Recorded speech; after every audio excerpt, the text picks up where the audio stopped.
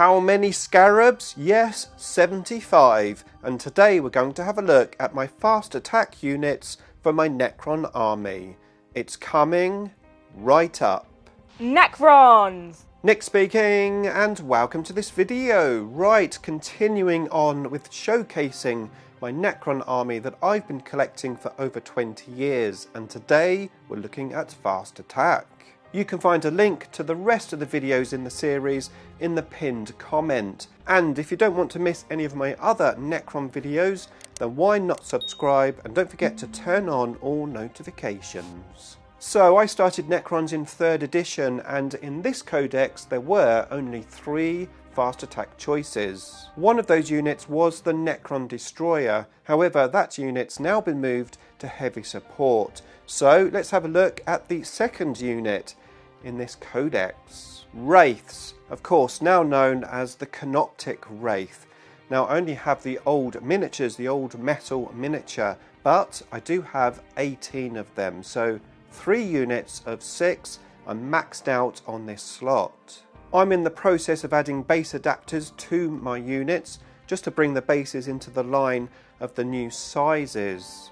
I do have one of the newer Wraiths here just to show you. Now when I put my base adapters on, like so, you can see the difference there. But with the extra sort of base adapter on, it doesn't look too much different, it's not too bad. I do plan to add some of the newer Wraith models to my army, and then potentially these guys could stand in as Ophidian Destroyers because they actually look more like Ophidian Destroyers. But we'll see, that's something for the future. Now the third and final fast attack choice in this codex was Scarabs. Now I've collected a lot of Scarab bases over the years, and there's reasons for that, mainly the rules, but also because, well, every time you buy a box of warriors you get 3 Scarab bases. So I've got 21 Scarab bases with 4 original Scarabs on each one. And of course they come with a little stem just so that they are hovering off the ground. Now as the Necron Codex changed over the years, we needed more Scarab bases. At one point we had the Scarab farm where you could actually generate units of Scarabs with the Canoptic Spider. So I needed a lot of bases. So what I did is I made a little green stuff mold maker. So I got one of the original Scarabs and I made a little press from it, and then I pressed out some green stuff Scarabs, and I made a bunch more Scarab units. I actually put 5 on each of the bases, and I made enough for another 2 units of 21 bases. Of course they're not units, but what I did is I used the basing material to distinguish the units themselves. So when I play a game with 3 units on the table, I can have 1 unit with the original models on, 1 unit with rocks on their base, and 1 unit with rubble on their base. So that's how I distinguished the units. Now of course in 9th edition we got a brand new Scarab model, and a very cool looking model it is. Now I bought 2 halves of the Necron Indomitus set, so of course I ended up with 12 Scarabs, and that brings me up to 75 bases in total. More than enough. Now moving on to this codex here, which came out at the end of 5th edition stroke beginning of 6th edition. The Destroyers were still in here as fast attack along with the Wraiths and Scarabs. However, we had a new unit added to the army, and that was the Tomb Blades.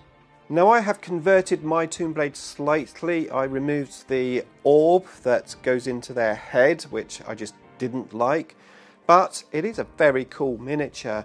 And it is a multi-kit which comes with all of the war gear and weapon options, and there's a lot of options for Tomb Blades. I fully magnetised my Tomb Blades, and I've got a whole unit of 9, and each one of course is interchangeable. We've got the different weapon options which are all magnetised, and also the war gear options.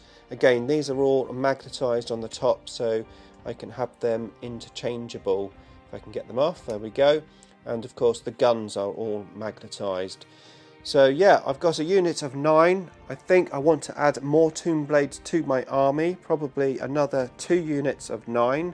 That's a lot of magnetisation and painting to do because The disadvantage of magnetising your units is you have to paint all of the weapons as well.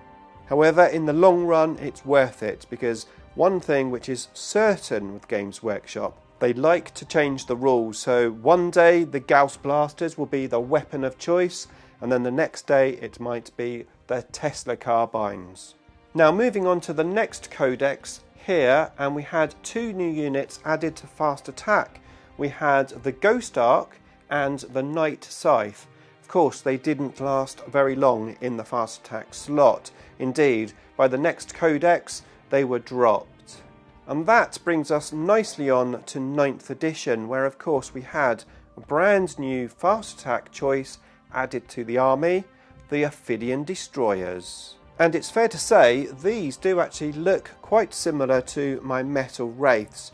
If I got some of these weapons here and added them to these miniatures, they could easily stand in for Ophidians. Now I have 6 miniatures in total, 2 units of 3 or 1 unit of 6. In bigger games I use a unit of 6, and in smaller games a unit of 3.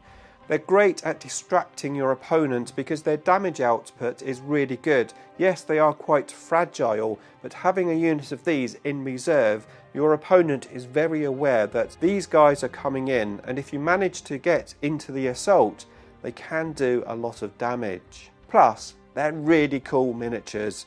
I like them. Now the next change in this codex for our fast attack choice was the movement of Praetorians from elites to fast. Now I have a unit of 10 Triarch Praetorians. Actually, this unit was the Lich Guard unit that you saw in the Elites video, because I've actually magnetised these. These are fully magnetised. I can have the Lich Guard in both weapon options, and also the Praetorians with both weapon options. Now I did make a tutorial on how I magnetise these miniatures, and I'll link that up in the description below for you. So if you're interested in magnetising yours, well, that's how you can do it. So that covers all of the units in the codex. However, I do have a Forge World fast attack unit, and that's the Acanthrites. Now I had a lot of fun painting these miniatures. They're very cool minis. I probably need to play this unit a little bit more just to get them on the table. I did convert these guys slightly, not only magnetising them to the bases, but also these little orbs on the side here. They're usually on little sticks, so they sort of stick out, but I didn't like that, so I cut the little sticks off and just glued them onto the body. Now not only was it because I didn't like those orbs sort of stuck out, but I actually converted some Acanthrites from Wraiths before I got these miniatures, and I thought this design matched my converted miniatures a little bit more. So let's have a look at my converted Acanthrites. And here they are. I had a lot of fun converting these. There is a video in the archives on the conversion, but as you can see, of course, I put the gun on there, chopped it down just to make it look a little bit different. I've got the tail added, the little legs, and then the rest of it is a Wraith. That's a Wraith tail. This is the Wraith top section, but turned upside down and reshaped just to match it into the original miniatures. I think I did a pretty good job, especially considering I did this conversion just from a picture.